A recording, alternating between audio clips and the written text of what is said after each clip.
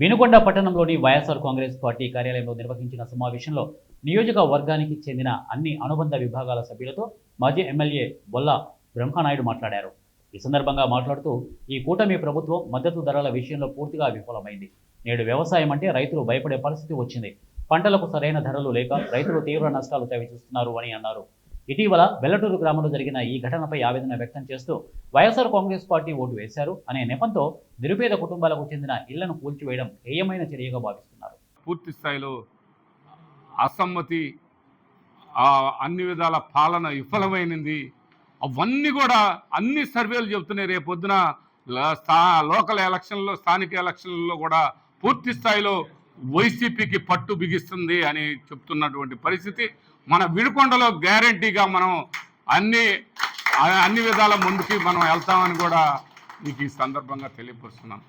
రేపుంది మన గ్రామ స్థాయి ఎలక్షన్లు, స్థానిక ఎలక్షన్లు, లోకల్ ఎలక్షన్లు, వీటన్నిటిని కొట్టుకోవాలి. తర్వాత ఎమ్మెల్యే సంగతి, వీటన్నిటి మీద మనం పట్టు బిగించాలి. ఏ గ్రామంలో ఆ గ్రామం మీరు అందరూ కూడా పనిచేయాలని మీ అందరికీ సందర్భంగా తెలియపరుస్తున్నాను. మరి మీ అందరూ ఇందాక చెప్పిన విధంగా గాంధీ గారు కనిపించట్లేదని పేపర్లో చూశాను. అసలు వినుకొండలో ఎప్పటి నుంచో ఉందండి. అక్కడ